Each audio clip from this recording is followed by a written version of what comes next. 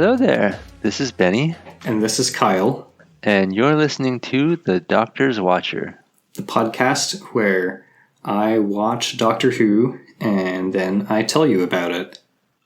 All right, so this is the first episode that we record at my new place, or I record at my new place. This is the first episode, we're recording remotely, but I am located in our new place, so congratulations, I'm very excited about Benny. That. Thank you, and congratulations again, once more, to you on your new place. Indeed, thank you. Moving out of the pre-congratulations into the actual congratulations now, since the event has happened. Oh my gosh, there was a lot involved. But yeah, here we are. So hoping that the sound quality is okay. Not much I can do about it, I guess. If it's not. So it sounds okay on my end, so we'll see what the listeners think. Cool. It feels like it's been ages since we recorded, but that's not actually true. It has only been like the normal amount of time that goes between our recordings. Well, I mean, we're in that weird kind of liminal span of time between the holidays. Well, I guess between Christmas and New Year's, where time has lost all meaning, and it's hard to even know what day of the week it is and stuff like that. That's true. So, we could have recorded yesterday and it would probably still feel like ages ago.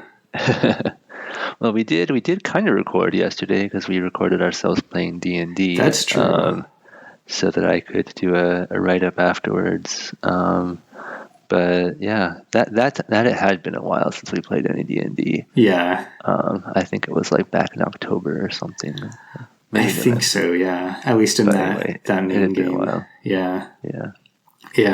Time has been crazy these past few months and the year in general. Well, hopefully, you listeners, by the time you get to this episode, or this episode gets to you, you should have a new president. Right. So maybe time feels a little bit less crazy. Yeah, this episode is coming out on the 30th of January, it looks like. So you're like 10 days into a new presidency, hopefully, if all goes as planned. Hopefully the inauguration was lovely and there was hopefully everything's good. Yeah, cool. So, Kyle, I had a question for you, because you let me know that you were up to episode 5 of The Mandalorian and that you might watch episode 6 before our recording. Did you actually get a chance to watch episode 6 yet? I did not, unfortunately. Oh my god, Kyle, it's such a good episode. Oh my god. I mean, normally I'd be worried about like overhyping it or whatever, but I don't think so. Yeah, I've been trying to limit myself to only one episode per day. And I was making real good time right up until probably, I think, Christmas Eve. I think the day before Christmas Eve was the last time I actually managed to watch any. Well, fair enough. I know, the holidays, Christmas, it's always very busy, both doing Christmassy things and also playing all the new video games that you get for Christmas. I know I've been doing both. Excellent. Yeah, a lot of talking to folks, talking to family, talking to friends, and playing video games. Yeah, I just finished talking to family just before this recording, in fact. Yes, and some of them listen to this show, so hello, Kyle's family. Cool, should we get into it? Absolutely, we should. Awesome.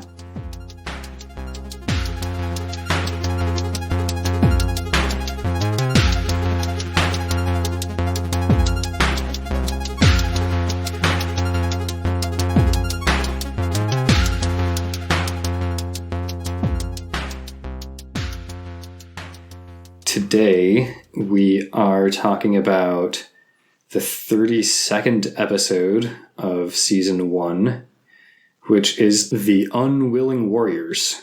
Nice. And, Benny, do you recall what our Cliffdingler was last time? Vaguely. The Sensorites showed up, I know that. So our heroes are on a spaceship. I guess, yo, dog, I heard you like spaceships, so we took the TARDIS, which is the spaceship, and put it in another spaceship.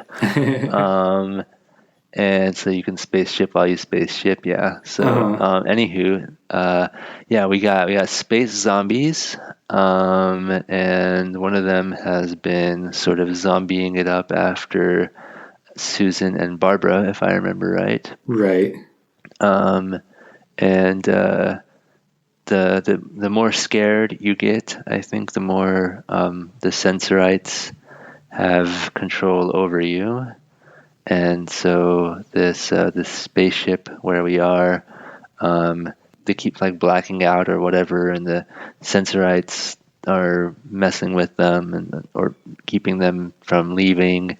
And now we see the actual Sensorites, which I think last time we described them as like a pretty cool, like, Star Trek quality level head on this costume, and like sweatshirt and sweatpants. Right, like, yeah, a tracksuit, essentially. So now the Sensorites are coming after our guys, and I don't remember like the exact details of the Cliff Dangler, but I think they had just showed up to menace our heroes. We get like the upper half of a Sensorite body like peering in through basically the window of the spaceship, their view screen or whatever. And our 28th century astronauts, Maitland and Carol, are both just kind of frozen in place. And the Doctor thinks that it's basically due to fear, like you kind of talked about a little bit. The more scared you get, then it seems like the more control the Sensorites have over you. Which I love as, just a sci-fi concept, especially in a show for kids, this whole lesson of like, fear paralyzes you, and sometimes the truly dangerous thing is not the thing itself, but the fear of that thing, right, fear that you feel. Anywho, it's great. It's good stuff. Yeah, the Doctor actually says, "Fear, my boy. It's loosened his mind. He gives the Sensorites a chance to control it." Cool. And yeah, he kind of like shakes Maitland and, shakes him up a little bit and is able to like wake him out of his fearful stupor. And he hopefully reminds Maitland that there's actually a door that Maitland's supposed to be trying to cut through so they can go save Barbara and Susan from our space zombie. What was the space zombie's name? John. Okay. I wasn't sure if his name actually was John, because I wanted to say John, but then the character's name in our D&D game yesterday was also John. And I was like, am I remembering that right? I don't know. So I should have guessed anyway, because now nobody knows if I'm telling the truth or not that I actually think it was John. You believe me, don't you, audience? So Maitland, heads back over to the door, pulls out his cutting device and starts working on it again. And meanwhile, the camera cuts over to the other side of the door, where we have Barbara and Susan and Space Zombie John. And you're using his full name, I see. It's like he's in trouble. Like when your parents call you by your full name. Barbara's trying to get him to open the door. He's telling Barbara and Susan that he's going to protect them. And they're like, yeah, sure, okay, cool. He insists that their friends and everybody else on the ship are all dead. Barbara and Susan are like, no, I'm pretty sure they were just alive a minute ago. But, he thinks that everyone's dead. After a moment, he looks like toward the camera, not directly into the camera, but like just kind of off to the side of the camera. And he starts responding to voices that neither Barbara and Susan nor us, the viewers, are able to hear. Whoa. But John is saying things like, "Frighten them? No, I can't do that. No. I think you're frightening me. Susan surmises that somebody is actually talking to John inside of his head, and that he's probably being ordered to do something to harm her and Barbara. Mm-hmm. But it seems like he's trying to resist this. And it also looks like his resistance, which we don't know if it's futile or not, I will say. But it does look like his resistance seems to cause him one hell of a headache. Resistance will cause one hell of a headache. That was like somewhere between Borg and Dalek. I don't know. Back on the other side of the door, Maitland is still trying to open it. He can't move the door by hand, so he starts cutting through it again.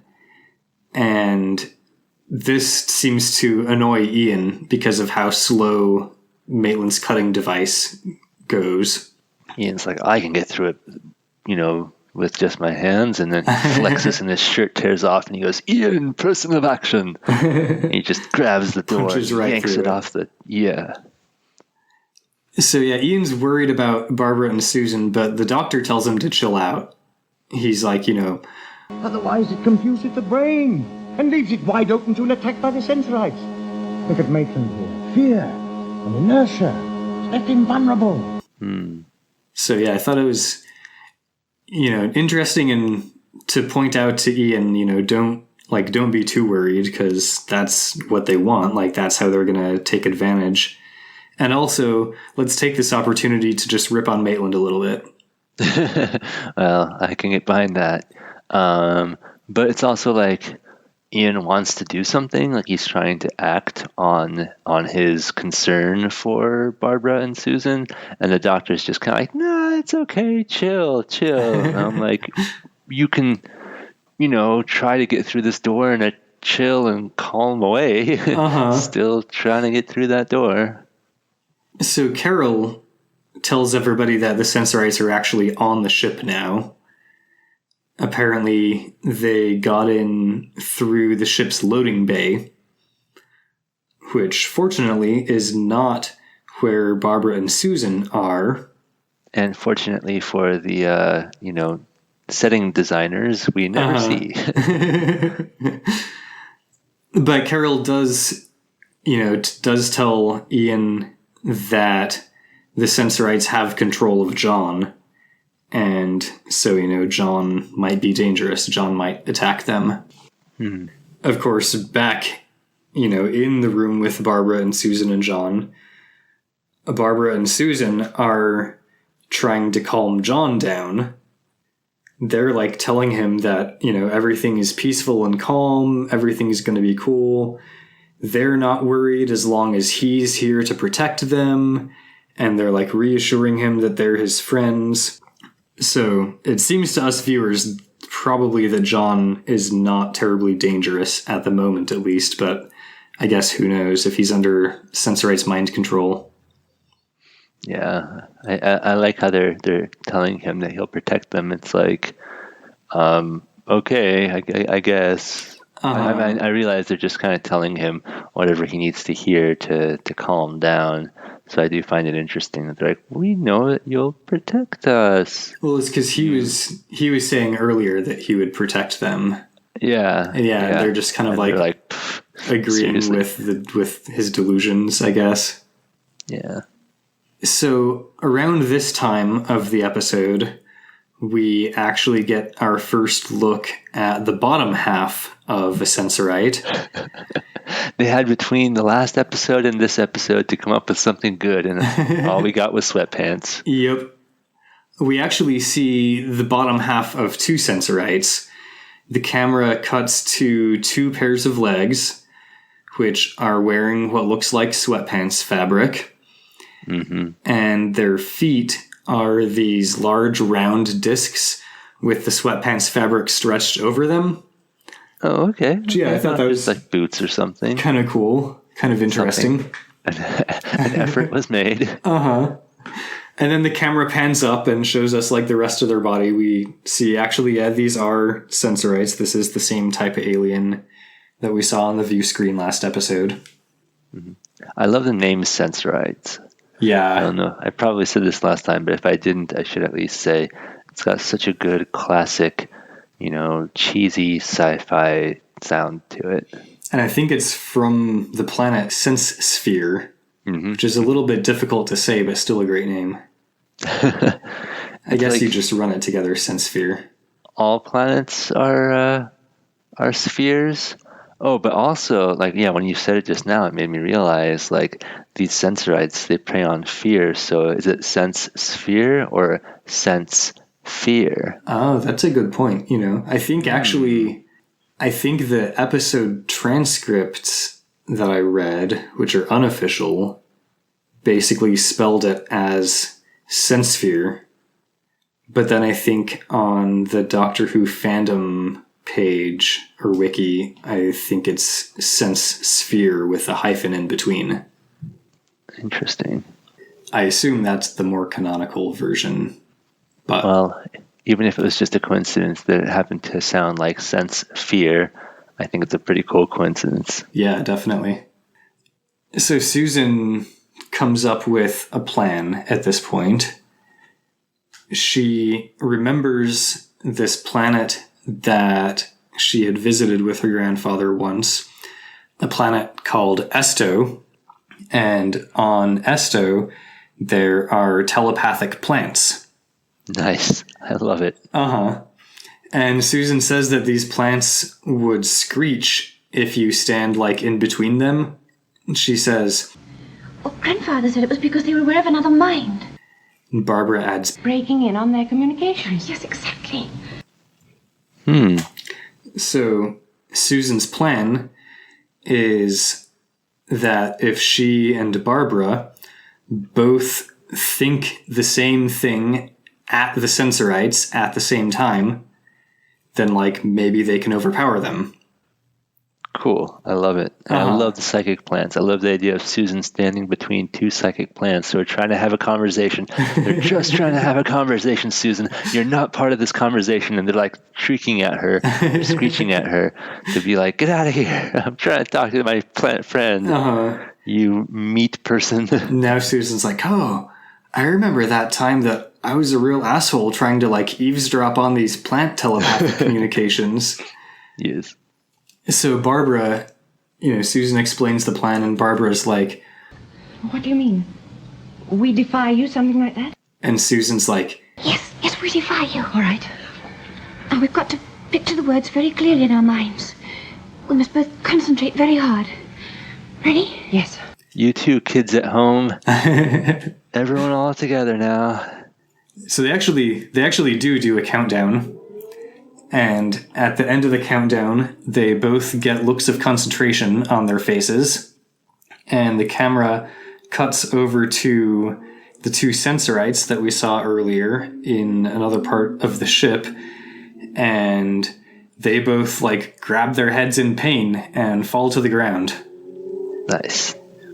Camera cuts back to Barbara and Susan just in time to see Susan basically faint and fall into Barbara's arms.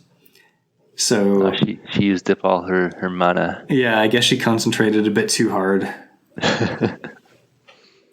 This feels like something out of a panto or something. All right, kids, we're gonna all do this together, and how we're gonna take out these Sensorites. But you do it silently in your own brain. So I guess the audience participation is, kind of different in this one. So, meanwhile, on the other side of the door, Ian and Maitland are actually working together now, and between the two of them, they are able to just pull the door open with their sheer brute physical strength. And I'm sure Ian is just letting Maitland feel like he's contributing. Oh yeah, no doubt. So yeah, they get the door open just as Susan and Barbara think at the Sensorites, and then we get a fade to black indicating passage of time. Classic. In the new scene, we learn that John is now sleeping peacefully, and the doctor thinks that it is plausible that Susan's thoughts could have been projected to the Sensorites. Because I guess they didn't see the Sensorites like falling over. Right. He tells Susan that it was a very dangerous thing for her to do, but... Because you were strong-willed and without fear, they didn't harm you. Nice. I like this idea, it's probably good for like little kids who are scared of aliens or whatever to be like, just be strong and without fear and think we defy you at them and they'll leave you alone. Like it's kind of has that like, I don't know, little kids reassurance type of vibe to it, which I like. Totally. Maitland mentions that John's hair is nearly all white now, to which the doctor responds, There's nothing wrong with that. Feeling a little self-conscious there, doctor. But of course, John's like 30 years old. And well, the doctor's probably like 100 years old. I wonder when we will, or if we will ever learn the doctor's like actual canonical age. Mm-hmm. But anyway, nobody has any idea still what the Sensorites actually want with them. Well, I say that, but actually Ian does have maybe a little bit of an idea. Apparently, Ian heard John muttering in his sleep, and John had muttered something about dreams of avarice, which reminded Ian of the apparently classic saying, Rich beyond the dreams of avarice. Mm-hmm. Yeah, I think I've heard that saying before. Yeah, I feel like I had to, but yeah, maybe it was more common in the 60s. Yeah, it does seem like a kind of a, old-fashioned thing to say. Yeah.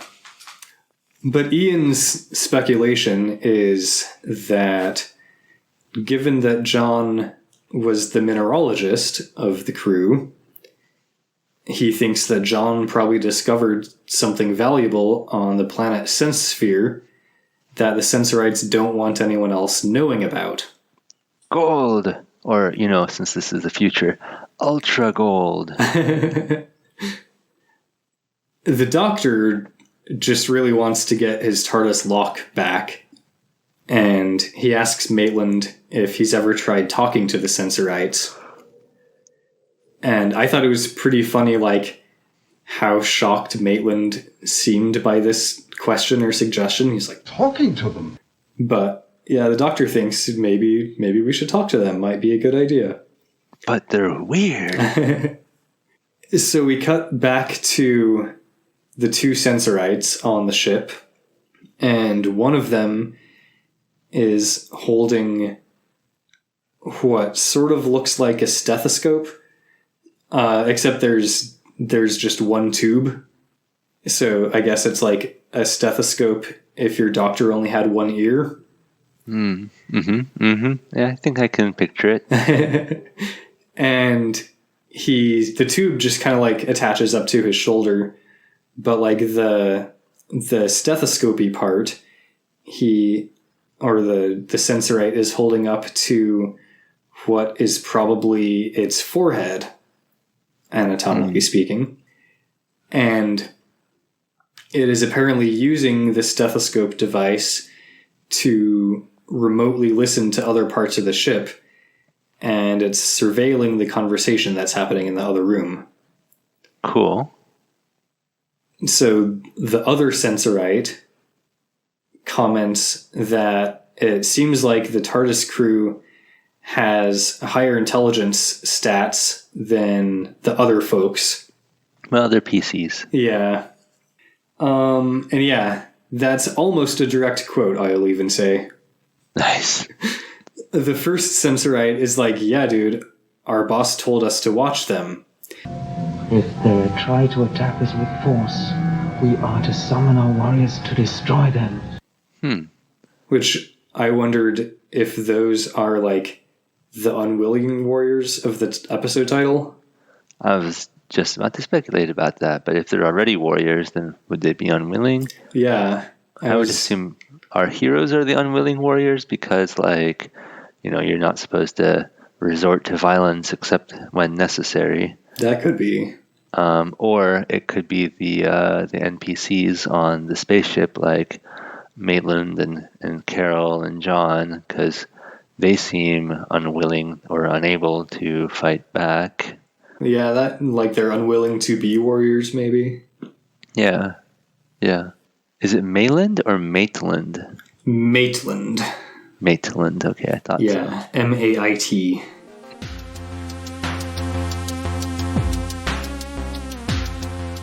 Hi, Kyle here. Thanks for listening to The Doctor's Watcher. If you enjoy the podcast, it would mean a lot to us if you would leave a 5-star review on iTunes and tell your friends about us. But aside from that, we'd love to hear from you. Please feel welcome to drop us a line by emailing thedoctorswatcher@gmail.com or on Twitter @DoctorWatcher. Thanks for listening. Back to the show. So Maitland has actually taken a spectroscope reading of the sense sphere. Excellent. And Ian's looking at the printout of it. Is it just some like dot matrix printer type thing? Actually not. It's pretty impressive. It's this piece of like probably cardstock that is like a few inches wide, but probably like 18 to 24 inches long. And it's got like the whole spectroscope reading printed all down it. I don't know if you or our listeners have seen spectroscopes before, but the reading basically looks like a long UPC symbol. Yeah, I think now that you mention it, is that the sort of thing that like tells you the elements of a thing? Yeah. Based on like, if there's a line here, then that means that there's nitrogen, or if there's a line here, there's oxygen or whatever. Yeah, that's exactly it. Cool. And of course, Ian is a science teacher, which gives him a couple of points in nature. Mm-hmm. And he's easily able to recognize oxygen, hydrogen, and sodium in the chart. But of course, that's all nothing unusual. Susan asks him what he's looking at, and he gets the educational moment theme music all queued up. And he says, "Oh, it's a spectrograph, Susan. You see these lines? They represent the emission wavelength." But before he can really like get going with it, she's just like, "Oh yes, of course," and walks away. Skip dialogue. I thought that was pretty great. In my headcanon, I think she's deliberately trolling him. Like, she knew, obviously, that it was a spectrograph, and she just wanted to, like, get him all queued up for an educational moment and then not let him go through with it. Well, I guess she knows what's going to work on a science teacher. Meanwhile, Carol wonders, like, who the fuck our PCs all are. She's like, "Well, you come from nowhere and you seem to be going nowhere." Barbara's just like, we've kind of just got to depend on the doctor. Mm. She explains that the doctor's trying to return her and Ian to their own time. Exactly how hard he's trying, we have yet to establish. Carol's just like, oh, cool, I see. We cut over to the doctor, who decides that he's going to go ahead and make his own nature check on the spectrograph. And he actually rolls high enough to notice that there is molybdenum indicated. But it's just hard to see because it's like mixed in with all the other shit. And I'll be honest, I always thought that was pronounced molybdenum. I think I did too until... Now that I say it out loud, I realize that is ridiculous. Ian kind of still has his educational moment blue balls and wants to get that educational moment going, so he asks... Molybdenum? Yes. And the doctor explains... Yes, it's used as an alloy in steel. In fact, this machine would be useless without it. Now, let me see. Iron melts at 1,539 degrees centigrade, and molybdenum melts at 2,622 degrees centigrade. So, that's will give you some idea. Which I thought was probably our most specific educational moment yet. Yes, good luck finding an actual application of that particular educational moment. Now, kids, remember, when you need to know the melting point of iron, it's 1,539 degrees centigrade. So if you see iron around you and it's melting, now you know how warm it is. I wonder if the 9/11 truthers have watched this episode. Oh, dear. I guess that's steel, though, not iron. Oh, boy. But this revelation that the planet has molybdenum on it actually seems to cause Maitland and Carol about 1d8 psychic damage each. They each, grab their heads in pain. And 1d8's not that much. Barbara and Ian decide that they've got to go find the Sensorites. So they leave the room, start heading down to the loading bay. Yeah, they're on the ship. We've established Yeah, no that. one's, been that worried about it so far. So Barbara and Ian start sneaking down the corridor. They're being very careful not to disturb John, who is asleep in one of the rooms. Barbara and Ian, people of action. They sneak through a different room and come out into another corridor. This corridor turns a corner, and there's another door there.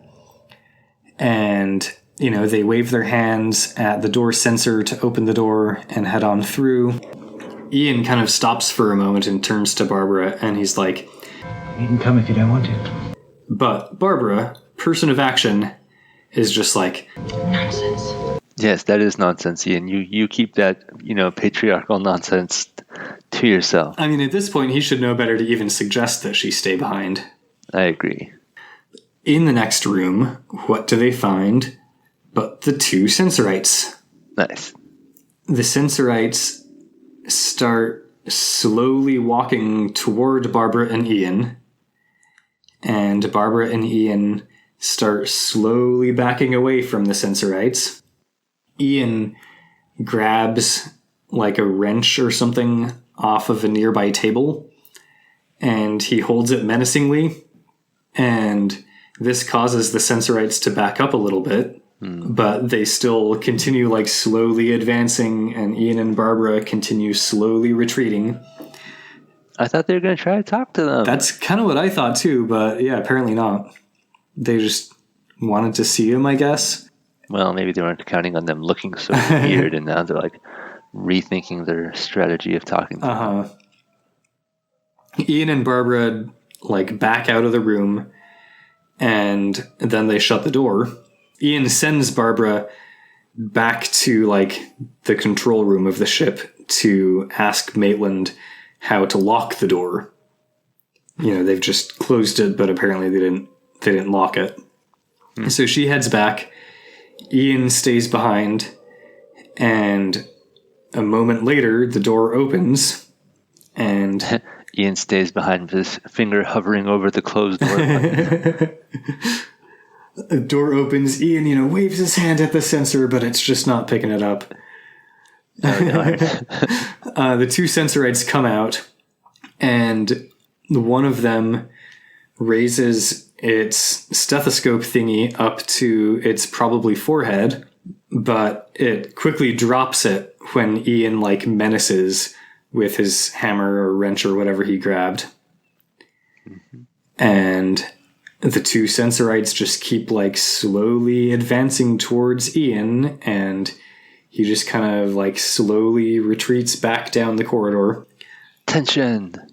Meanwhile, back in the control room, Barbara has gotten back, and she's trying to get Maitland to tell her how to lock the doors, but it seems that Maitland is still reeling from his earlier psychic damage. Apparently, molybdenum. Maybe he rolled an 8 on the 1d8, who knows? He's like, oh my god, this whole time I've been calling it molybdenum. So embarrassing.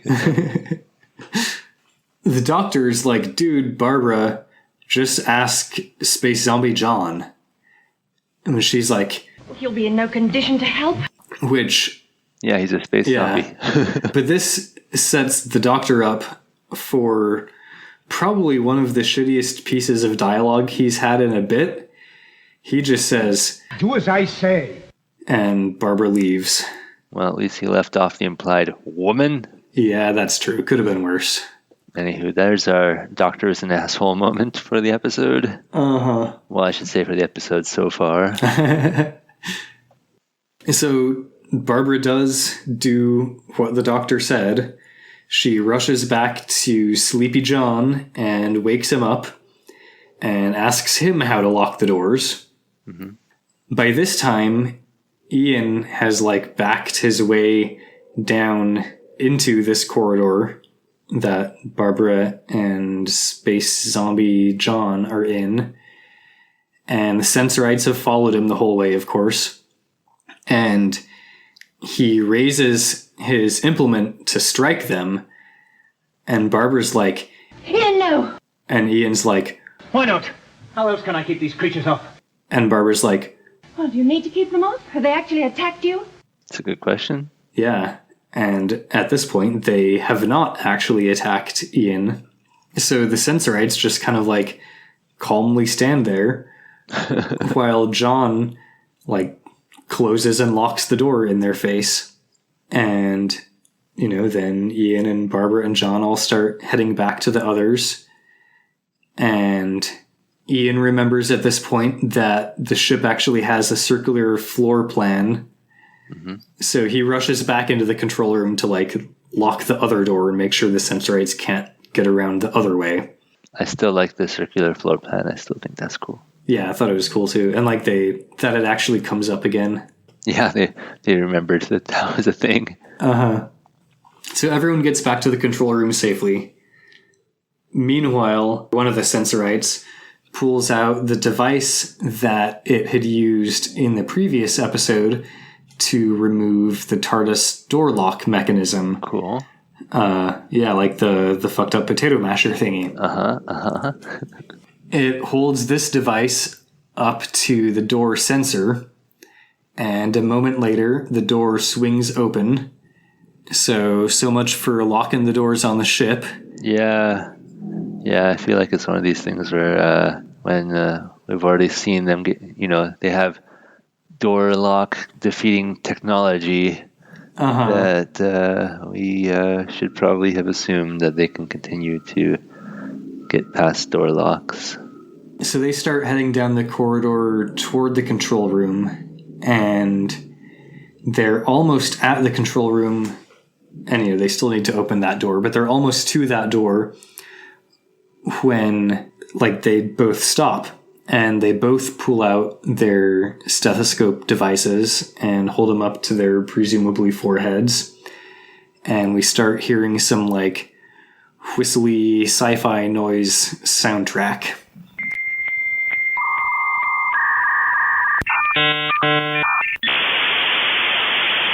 Psychic sounds. That is exactly what it is, in fact. And in the control room, Susan can hear them. Susan has actually started receiving thought transmissions from the Sensorites, and she's responding to them verbally. She's saying, "All right, I'll ask them. I'll tell you later. The Sensorites want to know if it's all right for them to talk to you." Very polite Sensorites. Doctor agrees, but he says, if they try to harm us, then I shall fight them. With my mind. Susan opens up the door, and the two Sensorites are both standing there on the other side. Hey, what's up? There's a really funny bit where, one of the Sensorites kind of leans over to the other and whispers, "Which one is the doctor?" And the other one whispers back, "The one with the white hair." And then the doctor's like, Speak up, I can't hear you. And the Sensorite is just like, we have been speaking to each other. Yeah, jerk. So the doctor's like, dude, just like tell us what the fuck you want. Why won't you let these nice people leave the planet area? And it turns out the doctor was right. It is because of the molybdenum. And Ian is like, oh, cool, well, we don't care about the molybdenum. Problem solved. Or do we? Sensorites are just like, we don't really trust humans. Like, last time that some humans came to the sense sphere, they really fucked us over. So we don't really trust humans. I don't blame them. Yeah. Also, like, how does the doctor know that nobody there wants the molybdenum? Like, because, I don't know, the space people seem pretty, like, I don't know, taken with it. Maybe Maitland is really into molybdenum. Yeah. But it does turn out that the Sensorites don't just expect the humans to, like, drift around in space in their ship around the sense sphere for the rest of their lives. They've actually prepared, like, a special human area on the planet. Cute. That they want humans to come live in. That sounds super fun and nice and totally not like a creepy zoo. Uh-huh. Doctor's just like, fuck that. Yeah, okay. And Ian's like, yeah, fuck that. What are you going to do about it? Sensorites are like, I mean, we're still just going to, like, take you to the human area on the planet anyway. Okay. So Ian's like, yeah, we'll kick your ass if you try. And they're like, yeah, what, you and your door locking abilities? We can unlock doors, dipshit. Is that all you got? Locking doors? Doctor's like, oh, speaking of door locks, give me the fucking TARDIS lock back. Yeah. They say that he's in no position to make threats. And he replies, I don't make threats, but I do keep promises. And I promise you, I shall cause you more trouble than you bargained for. If you don't return my property. Nice. Sensorites are like, all right, cool, we'll think about it. And they leave. Mm-hmm. After the Sensorites leave, the doctor reveals that he had secretly asked the DM if he could perform an investigation check on them. Passing notes, I see. Yep, nobody else thought to do that. And so he explains the results of his investigation check. It's a fallacy, of course, that cats can see in the dark. They can't, but they can see better than we humans, because the iris of their eyes dilates at night. So we're getting kind of another mini educational moment about cats, apparently. Yeah, I'm not sure how that, figures into the rest of the episode, but okay. Ian's like, so? Get to the point? And the doctor's like, oh, it's all perfectly simple, Chesterton. You see, the Sensorite's eyes are the exact opposite to that of a cat's. The Sensorite's eyes were completely dilated. That is enormous in light. Okay. So he figures that their eyes must get real small in the darkness, so they're probably just basically blind in the dark. And more importantly, frightened. Barbara's like, why would they be scared of the dark? And the doctor's like, my dear Barbara, wouldn't you be afraid if you couldn't see your enemies? I'm just always here for the yeah, I love the hmms. He turns to Ian and he says, thank you for your admiration, dear boy. And Ian's like, thank you. I never said a word. And the doctor is just like, telepathy. You know, telepathy isn't only a prerequisite of the Sensorites. I know sometimes what you're thinking. I wasn't entirely sure if that was a joke or not, honestly. Yeah. I feel like that's a kind of a weird timing, too, with all the Sensorite stuff going on. It's like, don't we have enough anxiety around that right now? So around this time of the episode, we start hearing the whistly sci-fi noises again, which have been identified as the psychic soundtrack. And Susan starts receiving another thought transmission. She agrees to something. You know, she's replying verbally, so we can hear that she agrees to something. And she insists that the others are not harmed. And then she tells her grandfather that it was the only way, and that the Sensorites knew that she would agree. And the doctor's like, Agree? To what? Mm-hmm. And as she opens the control room door and steps through to join the Sensorites waiting outside, she says, To go down with them to their planet. Otherwise we'll all be killed. And as the door closes, the words appear on the screen. Yep. Next episode, Hidden Danger. Nice. Appear on screen.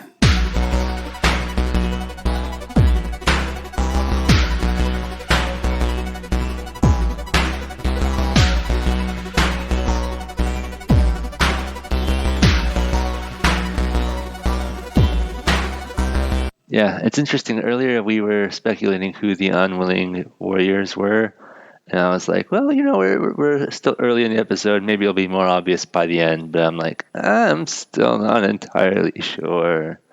Yeah, I didn't really come up with any good ideas of who the Unwilling Warriors are. I'm not sure I actually understand the title of this one.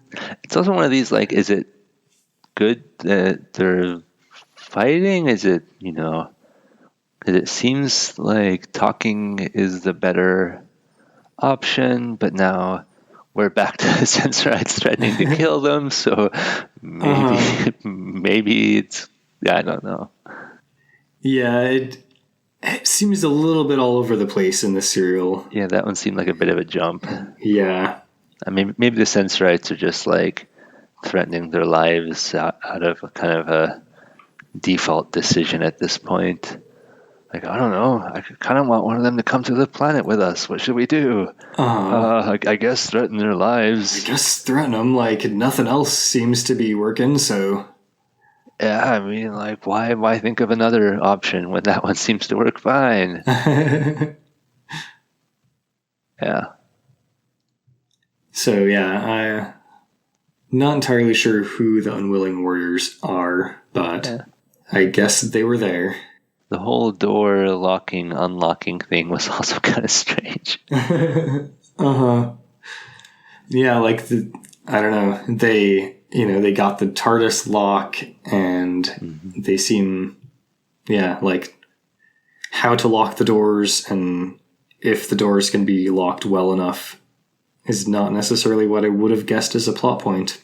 Yeah, it seemed like a surprising amount of this episode kind of revolved around that. Yeah, overall, I mean, even if this episode, I would say, it's not quite up there with the best ones ever, I still like the weirdness of it, and having a strange, menacing alien slowly walking toward you while you slowly back up, I think is always a classic. I mean, we got several instances of that this time, so I approve. Yeah, and this episode did feel very Doctor Who-y, I have to say. Excellent. Cool. So did you want to talk about anything else, or should we just move on to the next one? I think that was all I had. Cool, because it's always one of these things where, like, especially on days when we're recording more than one episode, when we get to the end, I'm always like, well, we got to talk about it a little bit at the end, but I also just want to know what happens next, so let's launch right into it. And sounds good. Listeners, you can come along in 2 weeks. Find out how hidden the hidden danger is. Yes, exactly. All right, bye. Bye. Hi, Kyle here. The Doctor's Watcher would like to thank Circuit23 for the awesome theme song he created for us. You can find his music, including our theme, at soundcloud.com/circuit23, and you can reach him at circuit.23, that's circuit.23 @gmail.com. Thanks to Benny for listening to me talk about Doctor Who, and thanks to all of you for listening to Benny listen to me talk about Doctor Who. We'd love to hear from you. You can reach us at thedoctorswatcher@gmail.com or on Twitter at DoctorWatcher. If you enjoyed this podcast, please leave us a 5-star review on iTunes or wherever you review your podcasts. Join us next time on The Doctor's Watcher.